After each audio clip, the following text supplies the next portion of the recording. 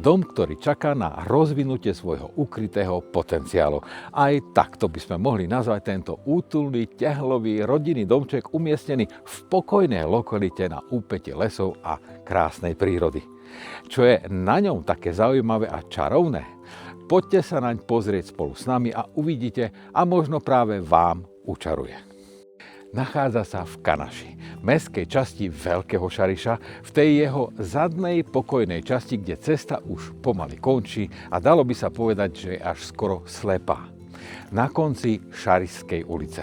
Pri Prešove do 10 km, alebo ak chcete 10 minút autom aj po novej diaľnici. Umiestnený je na zaujímavom, skoro 10-árovom terasovitom pozemku, z vrchu ktorého je pekne vidno na scenériu prírody a pomerne hlbokých lesov. Vlastne samotný les vám začína aj tu za vašou záhradou, stačí sa len doň vybrať. Určite poskytuje zaujímavé možnosti na potulky pešo aj bajkom, alebo aj na kvalitné hubárčenie. Zaujímavý je trocha vyššími stropmi a veľkými oknami s kvalitným presvetlením. V podstate od rána do večera.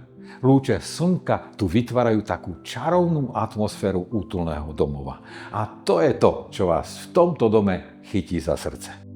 Izby sú v ňom veľké a priestranné. A takou centrálnou je určite samotná kuchyňa, do ktorej vchádzate od vchodu z predsieň.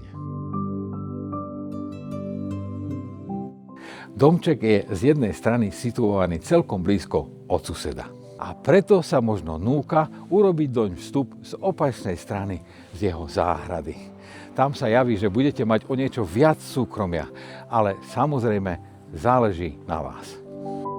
Dom má 3 veľké izby plus kuchyňu, špajz alebo šatník a kúpeľňu a útulník až 108 m2. Ale pozrite sa na toto veľké podkrovie s úplne novou strechou a oknami v nej nad celým domom. Či už zvonka alebo znútra sa vhodne dá obytná plocha ešte zväčšiť o ďalšie izby a priestory aj s peknými priznanými drevenými trámami. Záleží len na vašej kreativite.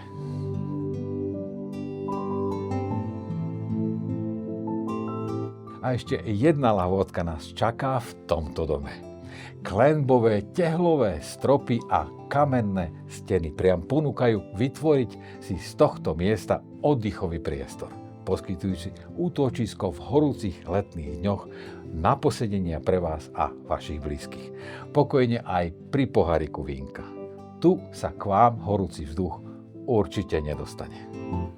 A ešte niečo. K domu sú pritiahnuté nové prípojky elektriny, vody, kanalizácie.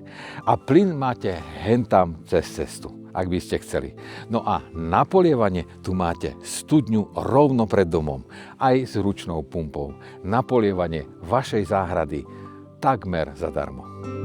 Autobusy MHD do Prešova vám tu premávajú od 5 ráno do 11 večer v celkom častých intervaloch so zastávkou MHD autobusu v podstate pred domom. Takže žiaden strach, do Prešova sa dostanete pohodlne autobusom MHD aj bez vlastného auta.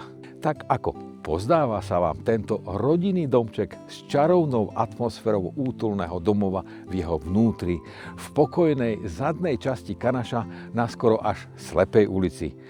Pri Prešove do 10 km, alebo ak chcete 10 autom po novej diaľnici? Zavolajte mi a ja vám ho rád osobne predstavím. Volám sa Peter Badida a pomáham ľuďom nájsť ich vysnívané bývanie.